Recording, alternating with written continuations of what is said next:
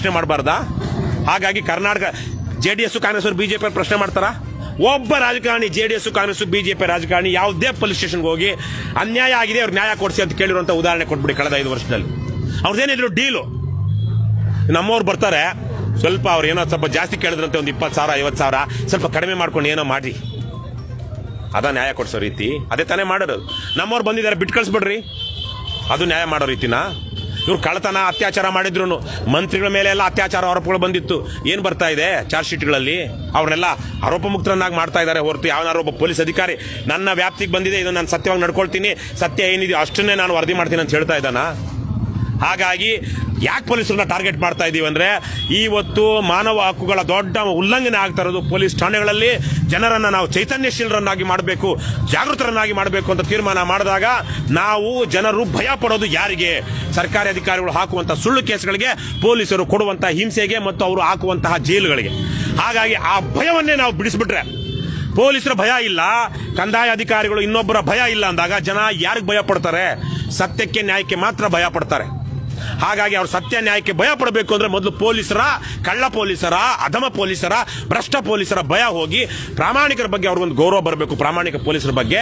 ಅದೇ ತರಕ್ಕೆ ಅವರ ಹೋರಾಟದಲ್ಲಿ ಏನಾದ್ರು ತೊಂದರೆಗಳಾದಾಗ ಅಧಿಕಾರಿಗಳ ಹತ್ರ ಹೋಗಬೇಕು.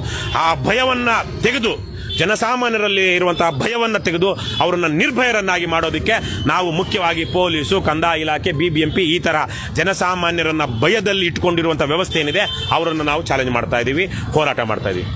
KRS ಪಕ್ಷದ ಅತಿರೇಕದ ವರ್ತನೆ ಯಾರಂದಿದ್ದಪ್ಪ? ಯಾವನ ಹೇಳಿದ ಅತಿರೇಕದ ವರ್ತನೆ ಅಂತ? ನ್ಯಾಯ ಕೇಳೋದು ಅತಿರೇಕದ ವರ್ತನೆ ಆಗುತ್ತಾ? ನಾವು ಯಾವತ್ತಾದ್ರೂ ಹೋಗಿ ಒಬ್ಬ MLA ಆಗಿರೋನು ಅಥವಾ ಕಾರ್ಪೊರೇಟ್ ಆಗಿರೋನು ಮೈ ಬಗ್ಗಿಸ್ಕೊಂಡು ಸಾಹೇಬ್ರೆ ಇದನ್ನ ಮಾಡ್ಕೊಟ್ಬಿಡ್ರಿ, ಅದನ್ನ ಮಾಡ್ಕೊಟ್ಬಿಡ್ರಿ, ನಾಯಿಗಳ ತರ ಬೂಟ್ ನೆಕ್ತವೆ. ಅದ್ರ ಮುಂದೆ ಒಬ್ಬ ಸೈನಿಕ, KRS ಪಕ್ಷದ ಸೈನಿಕ, ಈ ತರ ಟಿ ಶರ್ಟ್ ಹಾಕೊಂಡಿರೋ ಸೈನಿಕ ನೇರವಾಗಿ ಹೋಗಿ ಯಾವುದೇ ಅಧಿಕಾರಿ ಹತ್ರ, ಸ್ವಾಮಿ ಇದು ನನ್ನ ಹಕ್ಕು, ದಯವಿಟ್ಟು ನೀವು ಪ್ರಾಮಾಣಿಕವಾಗಿ ನೇರವಾಗಿ ಮಾತಾಡಿ ಅಂತ ಮಾಡ್ಕೊಡಿ ಅಂತ ಕೇಳ್ತಾನೆ. ಅದು ಅತಿರೇಕದ ವರ್ತನೆ ಆಗ್ಬಿಡುತ್ತಾ? ಏನು ನಾವು ರಾಜಪ್ರಭುತ್ವದಲ್ಲಿ ಸರ್ವಾಧಿಕಾರದಲ್ಲಿ ಇದ್ದೀವಿ, ಅಧಿಕಾರಿಗಳನ್ನ ಮಾತನಾಡಿಸಬಾರ್ದು ಅನ್ನೋದಕ್ಕೆ?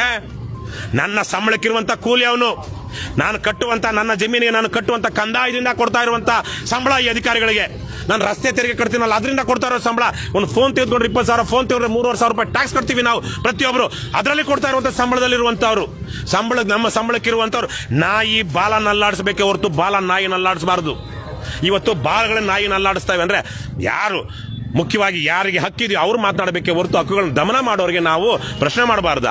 ಹಾಗಾಗಿ ಯಾರು ಈ ತರದ ಅವೆಲ್ಲ ಭ್ರಷ್ಟಾಚಾರದ ಫಲಾನುಭವಿಗಳು, ಭ್ರಷ್ಟ ವ್ಯವಸ್ಥೆಯಲ್ಲಿ ಪಾಲುದಾರರು, ಭ್ರಷ್ಟಾಚಾರವನ್ನ ಮಾಡ್ತಾ ಇರುವಂತವರು, ಪುಕ್ಕಲರು, ಡರ್ಪೋಕುಗಳು, ನ್ಯಾಯಾನ್ಯಾಯದ ಪರಿಜ್ಞಾನ ಇಲ್ಲದವರು, ಅವರು ಕರ್ನಾಟಕ ರಾಷ್ಟ್ರ ಸಮಿತಿ ಪಕ್ಷ ಮಾಡ್ತಿರುವಂತಹ ಹೋರಾಟವನ್ನ, ಅವರು ಪ್ರತಿಪಾದಿಸ್ತಾ ಇರುವಂತಹ ಅವರ ಹಕ್ಕುಗಳನ್ನ, ಅವರ ಧೀಮಂತಿಕೆಯನ್ನ, ಅವರ ಬಾಡಿ ಲ್ಯಾಂಗ್ವೇಜ್ನ, ಅವರ ಗುಣವನ್ನು ನೋಡಿ ಇವ್ರದ್ದು ಜಾಸ್ತಿ ಆಯ್ತು ಅತಿರೇಕ ಅಂದ್ಕೊಳ್ತಾರೆ. ಯಾರು? ಮತ್ತೆ ಇನ್ನೊಂದ್ಸಲ ಹೇಳ್ತೀನಿ, ಭ್ರಷ್ಟಾಚಾರದ ಫಲಾನುಭವಿಗಳು, ಭ್ರಷ್ಟಾಚಾರದಲ್ಲಿ ಪಾಲುದಾರರಾಗಿರುವಂತವರು, ಒಟ್ಟಾರೆ ಸಮಾಜದ ಬಗ್ಗೆ ಕಾಳಜಿ ಇಲ್ಲದಿರುವಂತವರು, ಸಿನಿಕರು, ಆಶಾವಾದ ಇಲ್ಲದಿರುವಂತವರು, ಡರ್ಪೋಕುಗಳು, ಹೆದರು ಪುಕ್ಕಲರು, ಅವರು ಕರ್ನಾಟಕ ರಾಷ್ಟ್ರ ಸಮಿತಿ ಪಕ್ಷದವರು ಏನು ತಮ್ಮ ಹಕ್ಕನ್ನ ಕೇಳ್ತಾ ಇದ್ದಾರೆ ಅದನ್ನ ನೋಡಿ ಪಾಪ ಏನಪ್ಪ ಇವ್ರು ಹಿಂಗೆ ಕೇಳ್ತಾರೆ, ಹಿಂಗೆ ಸಾಧ್ಯನಾ, ಹಿಂಗೆ ಮಾಡ್ಬೋದಾ ಅಂತ ಅಂದ್ಕೊಳ್ತಿದ್ದಾರೆ.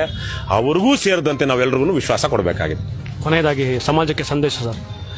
ಸಮಾಜಕ್ಕೆ ಸಂದೇಶ, ಕರ್ನಾಟಕ ರಾಷ್ಟ್ರ ಸಮಿತಿ ಪಕ್ಷ, ಲಂಚಮುಕ್ತ ಕರ್ನಾಟಕ ನಿರ್ಮಾಣ ವೇದಿಕೆ ರಾಜ್ಯಾದ್ಯಂತ ಹಲವಾರು ಹೋರಾಟಗಳನ್ನ ಮಾಡ್ಕೊಂಡು ಬಂದಿದೆ. ನಮ್ಮವ್ರ ಮೇಲೆ ನಾವು ಮಾಡ್ತಿರೋ ಹೋರಾಟಗಳ ಕಾರಣಕ್ಕಾಗಿ ಭ್ರಷ್ಟರು, ಸರ್ಕಾರಿ ಅಧಿಕಾರಿಗಳು, ಭ್ರಷ್ಟ ಪೊಲೀಸರು ಸುಳ್ಳು ಕೇಸ್ಗಳಲ್ಲಿ ಹಲವಾರು ಕಡೆಗಳಲ್ಲಿ ಫಿಟ್ ಮಾಡಿದ್ದಾರೆ. ನನ್ನ ಮೇಲೇ ಈಗ ಒಂದು 5-6 ಕೇಸ್ಗಳಿದೆ.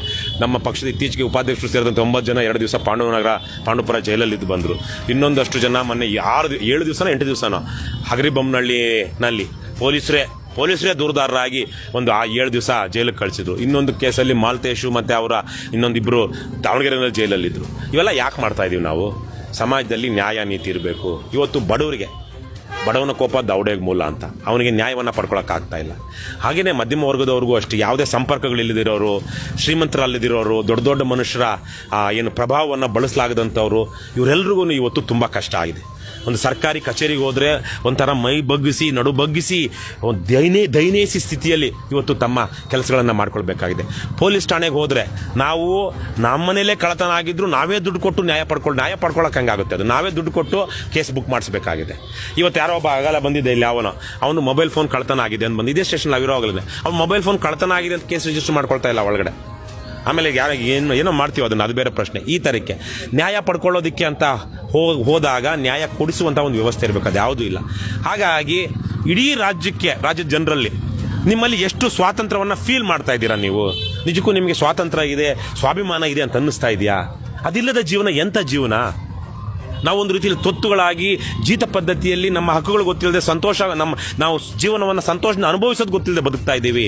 ಆದರೆ ನಮ್ಮ ದೇಶ ಶ್ರೀಮಂತವಾದ ರಾಜ್ಯ, ದೇಶ, ನಮಗೆಲ್ಲ ಹಕ್ಕುಗಳು ಸಂವಿಧಾನದಲ್ಲಿದೆ. ಆದರೆ ಈ ಕೆಲವೊಬ್ಬರು ಗೇಟ್ ಕೀಪರ್ಸು, ಸರ್ಕಾರಿ ರಾಜಕಾರಣಿಗಳು, ಸರ್ಕಾರಿ ಅಧಿಕಾರಿಗಳು, ಭ್ರಷ್ಟ ಪೊಲೀಸರು, ನಮ್ಮ ಸುತ್ತಮುತ್ತ ಇರುವಂತಹ ಪಟ್ಟಭದ್ರ ಹಿತಾಸಕ್ತಿಗಳು, ದೊಡ್ಡ ದೊಡ್ಡ ಶ್ರೀಮಂತರು, ಈ ಥರದವರೆಲ್ಲ ಸೇರಿಕೊಂಡು ವ್ಯವಸ್ಥೆಯನ್ನು ದುರ್ಬಳಕೆ ಮಾಡಿಕೊಂಡು ಹಾಳು ಮಾಡ್ತಾ ಇದ್ದಾರೆ. ಹಾಗಾಗಿ ಮುಂದಿನ ದಿನಗಳಲ್ಲಿ ಇನ್ನೂ ಕಷ್ಟ ಇದೆ, ಬಹಳ ಕಷ್ಟ ಇದೆ. ಈಗಾಗಲೇ ಗ್ಲೋಬಲ್ ವಾರ್ಮಿಂಗ್ ಅನ್ನೋದು it's going to be biggest leveller that human race has ever seen. ಯಾವ ರೀತಿಯಲ್ಲಿ 60 ಮಿಲಿಯನ್ ಇಯರ್ಸ್ ಅಂದರೆ 6 ಕೋಟಿ ವರ್ಷಗಳ ಹಿಂದೆ ದೊಡ್ಡ ಒಂದು ಉಲ್ಕೆ ಭೂಮಿಗೆ ಹೊಡೆದು ಭೂಮಿ ಮೇಲೆ ಇದ್ದಂಥ ಎಲ್ಲ ಡೈನೋಸರ್ಗಳು ಸತ್ತೋದು. ಎಕ್ಸಿಸ್ಟೆನ್ಷಿಯಲ್ ಕ್ರೈಸಿಸ್ ಅದು. ಆವತ್ತು ಸತ್ತಿದ್ದು ಬಹುತೇಕ ಪ್ರಾಣಿಗಳು ಈಗ ಮತ್ತೆ ಹುಟ್ಟಲಿಲ್ಲ. ಇವತ್ತು ಮನುಷ್ಯ ಬದುಕೋದಿಕ್ಕಾಗದಂತಹ ಪರಿಸ್ಥಿತಿ ಗ್ಲೋಬಲ್ ವಾರ್ಮಿಂಗ್ ಇಂದ ಬರ್ತಾ ಇದೆ. ಅದನ್ನು ನಿಭಾಯಿಸಬೇಕು ಅಂದರೆ ನಮ್ಮ ಮಧ್ಯದಲ್ಲಿರುವಂಥ ಒಳ್ಳೆಯವರು, ಪ್ರಾಮಾಣಿಕರು, ಯೋಗ್ಯರು ನಾಯಕತ್ವ ಕೊಡುವಂಥ ಸ್ಥಾನಕ್ಕೆ ಬರಬೇಕು. ಇವತ್ತಿರುವಂಥ ಕಳ್ಳರು, ಕದಿಮರಿಗೆ ನಾವು ನಾಯಕತ್ವ ಕೊಟ್ಟರೆ ಅವನು ತನ್ನ ಹೆಂಡತಿ ಮಕ್ಕಳನ್ನ ಬಲಿ ಕೊಟ್ಟಾದರೂ ಸಹ ತನಗೆ ಅಧಿಕಾರ ಬೇಕು ಅನ್ನುವಂಥ ನೀಚರು ಇವತ್ತು ನಮ್ಮ ರಾಜಕಾರಣಿಗಳು. ಇನ್ನು ನಿಮ್ಮ ಬಗ್ಗೆ ಕೇರ್ ಮಾಡ್ತಾರೆ? ತಾನೇ ಹುಟ್ಟಿಸಿದಂತಹ ಮಗಳನ್ನ ಬಲಿ ಕೊಟ್ಟಾರು ತಾನೇನೋ ಆಗಬೇಕು ಅಂದ್ಕೊಳ್ಳುವಂತಹ ಮನಸ್ಥಿತಿ ಇರುವಂಥವ್ರು ಇವತ್ತು ನಮ್ಮ ಸಮಾಜದಲ್ಲಿ ನಾಯಕರಾಗಿದ್ದಾರೆ. ಹಾಗಾಗಿ ದಯವಿಟ್ಟು ಯೋಚನೆ ಮಾಡಿ, ಒಳ್ಳೆ ಮಕ್ಕಳನ್ನ ಚೆನ್ನಾಗಿ ಓದಿಸಿ. ನೀವು ಮಕ್ಕಳಿಗಾಗಿ ಏನೇನೋ ಮಾಡ್ತೀರಾ, ಬಹಳ ಜನ ತ್ಯಾಗ ಮಾಡ್ತೀರಾ, ಶ್ರಮ ಹಾಕ್ತೀರಾ, ಹೊಟ್ಟೆ ಬಟ್ಟೆ ಕಟ್ಟಿ, ಅಂದರೆ ನೀವು ಒಂದು ಹೊತ್ತು ತಿನ್ನೋದು ಬಿಟ್ಟಾದ್ರೂ ಮಕ್ಕಳಿಗೆ ಏನೋ ತಂದ್ಕೊಡ್ಬೇಕು ಅಂತ ಮಾಡ್ತೀರಾ. ಆದರೆ ನೀವು ಒಳ್ಳೆಯ ಜನರನ್ನು ಆಯ್ಕೆ ಮಾಡಲಿಲ್ಲ ಅಂದರೆ ಇವ್ಯಾವುದಕ್ಕೂ ಅರ್ಥ ಇರೋದಿಲ್ಲ. ಹೇಳೋದೊಂದು ಮಾಡೋದೊಂದು ಅನ್ನುವಂಥ ಸ್ಥಿತಿ ಬಂದ್ಬಿಟ್ಟಿದೆ. ಕಷ್ಟಪಟ್ಟು ದುಡಿದ್ರೆ ನಾನೇನೋ ಒಂದು ಏನಪ್ಪ ಅಂತಾರೆ ಸುಭದ್ರವಾದಂಥ ಒಂದು ಜೀವನವನ್ನು ಕಟ್ಕೊಳ್ಳೋದಕ್ಕೆ ಸಾಧ್ಯ ಅಂತ ಇವತ್ತು ಯಾರಿಗೂ ಆ ವಿಶ್ವಾಸ ಬರ್ತಾ ಇಲ್ಲ. ಯಾವಾಗ ಎಲ್ಲಿ ಯಾರು ಕದ್ಕೊಂಡು ಹೋಗ್ತಾರೋ ಅನ್ನೋದು ಗೊತ್ತಾಗ್ತಾ ಇಲ್ಲ. ನಮ್ಮದೇ ಸಂಪತ್ತನ್ನ ರಾಜ್ಯದಲ್ಲಿ, ದೇಶದಲ್ಲಿ ಜನ ಕಳ್ಳರು, ಖದೀಮರು, ರಾಜಕಾರಣಿಗಳು, ಅಧಿಕಾರಿಗಳು, ಗುತ್ತಿಗೆದಾರರು ಇವರೆಲ್ಲರೂ ಅವರ ಸಂಪತ್ತನ್ನು ಹೆಚ್ಚು ಮಾಡ್ಕೊಳ್ಳೋದಕ್ಕೆ ಕದೀತಾ ಇದ್ದಾರೆ. ಇವತ್ತು ದೇಶದ ಬಹುಶಃ 80-90% ಆಸ್ತಿ ಕೇವಲ 10-20% ಜನರ ಕೈಯಲ್ಲಿದೆ. ಇನ್ನು ಮಿಕ್ಕಿದ 10-20% ಆಸ್ತಿ ಇದೆ, ಅದನ್ನು ದೇಶದ 89% ಜನ ಅನುಭವಿಸ್ತಾ ಇದ್ದಾರೆ. ಅದಾಗೋದಿಲ್ಲ, ಹಾಗಾಗೋದಿಲ್ಲ. ಹಾಗಾಗಿ ಇವೆಲ್ಲದರ ಹಿನ್ನೆಲೆಯಲ್ಲಿ, ನ್ಯಾಯ, ನೀತಿ, ಧರ್ಮದ ಹಿನ್ನೆಲೆಯಲ್ಲಿ ಪ್ರತಿ ಚುನಾವಣೆಯಲ್ಲೂ ಒಳ್ಳೆಯವರಿಗೆ ಆಯ್ಕೆ ಮಾಡಿ, ಒಳ್ಳೆಯವರನ್ನ ಬೆಂಬಲಿಸಿ, ನ್ಯಾಯವಾಗಿ ನಡ್ಕೊಳ್ಳಿ. ಅನ್ಯಾಯವಾದಾಗ ಅದನ್ನು ಪ್ರಶ್ನೆ ಮಾಡಿ. ಇವತ್ತೊಂದು ಅಸ್ತ್ರ ಸಿಕ್ಕಿದೆ ನಮಗೆ, ಒಂದು phone, mobile, record, video, live, ಈ ಥರಕ್ಕೆ ಬಳಸ್ಕೊಳ್ಳಿ.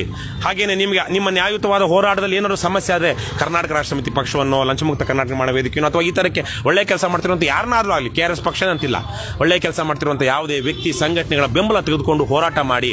ಭಯ ಪಡಬೇಡಿ. ನೀವು ಯಾವ ರೀತಿಯಲ್ಲಿ ನಿಮ್ಮ ಮಕ್ಕಳಿಗೆ ಮಾದರಿ ಆಗ್ತೀರಾ ಅನ್ನೋದ್ರ ಬಗ್ಗೆ ಎಚ್ಚರ ಇರಲಿ. ಹಾಗೇನೆ ರಾಜ್ಯದಲ್ಲಿ ಇವತ್ತು ನಾನಾ ಥರದ ಸಂಕಷ್ಟಗಳಲ್ಲಿ ಜನ ಮುಳುಗೇಳ್ತಾ ಇದ್ದಾರೆ. ಮದ್ಯ ನಿಷೇಧ ಆಗಬೇಕಾಗಿದೆ, ಒಳ್ಳೆಯ ಶಾಲಾ ಕಾಲೇಜುಗಳು ಆಗಬೇಕಾಗಿದೆ, ನೌಕರಿ ಬೇಕಾಗಿದೆ. ಇವತ್ತು ನಿನ್ನೆ ತಾನೇ ನಾನು ಓದಿದೆ, ಸುಮಾರು 9 ಲಕ್ಷ ಕೇಂದ್ರ ಸರ್ಕಾರದ್ದು, ರಾಜ್ಯ ಸರ್ಕಾರದಲ್ಲ, 9 ಲಕ್ಷ ಸರ್ಕಾರಿ ನೌಕರಿಗಳು ಖಾಲಿ ಇವೆ. ಕೇಂದ್ರ ಸರ್ಕಾರದ್ದು, ಭಾರತ ಒಕ್ಕೂಟ ಸರ್ಕಾರದ್ದು. ನಮ್ಮ ರಾಜ್ಯದಲ್ಲಿಯೇ ಸುಮಾರು 2 ಲಕ್ಷಕ್ಕಿಂತ ಹೆಚ್ಚಿನ ಸರ್ಕಾರಿ ನೌಕರಿಗಳು ಖಾಲಿ ಇವೆ. ಅವನ್ನೆಲ್ಲ ತುಂಬಿಸಿದ್ರೆ ಒಳ್ಳೆಯ ಪೊಲೀಸಿಂಗ್ ಆಗುತ್ತೆ, ಒಳ್ಳೆಯ ಆಡಳಿತ ಸಿಗುತ್ತೆ, ಭ್ರಷ್ಟಾಚಾರ ಕಡಿಮೆ ಆಗುತ್ತೆ, ಜನರಿಗೆ ಸೌಲಭ್ಯ ಬೇಗ ಸಿಗುತ್ತೆ. ಹಾಗಾಗಿ ಇವೆಲ್ಲದರ ದೃಷ್ಟಿಯಲ್ಲಿ ಯೋಚನೆ ಮಾಡಿ. ನೀವು ರಾಜಕೀಯವಾಗಿ, ಸಾಮಾಜಿಕವಾಗಿ ಜಾಗೃತರಾಗದೇ ಇದ್ದರೆ ಅದು ನಾಯಿ ಪಾಡಾಗ್ಬಿಡುತ್ತೆ ನಮ್ಮದು.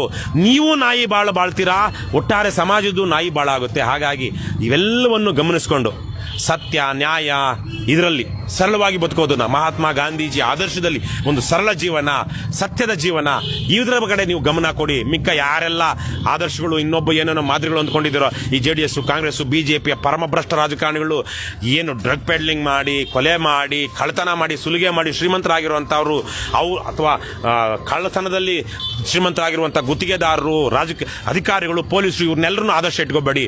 ಯಾವುದೇ ಒಬ್ಬ ಪೊಲೀಸನ್ನ ಸಿಂಗಮ್ಮು ಪಿಂಗಮ್ಮು ಅಂದ್ಕೊಂಡು ಮೆರೆಸಬೇಡಿ. ದಯವಿಟ್ಟು ಆ ಥರಕ್ಕೆಲ್ಲ ನೋಡಿಕೊಂಡು ನ್ಯಾಯ ನೀತಿ ಯಾರಿಗಿದೆ ಅವ್ರನ್ನ ಬೆಂಬಲಿಸಿ ಚೆನ್ನಾಗಿ ಬದುಕಿ ಸಂತೋಷವಾಗಿ ಬದುಕಿ ನಿಮ್ಮ ಜೀವನಕ್ಕೊಂದು ಸಾರ್ಥಕ್ಯವನ್ನು ಕಂಡುಕೊಳ್ಳಿ. ಅಷ್ಟೇ ನಾನು ಜನರಿಗೆ ಕೇಳ್ಕೊಳ್ಳುವಂಥದ್ದು.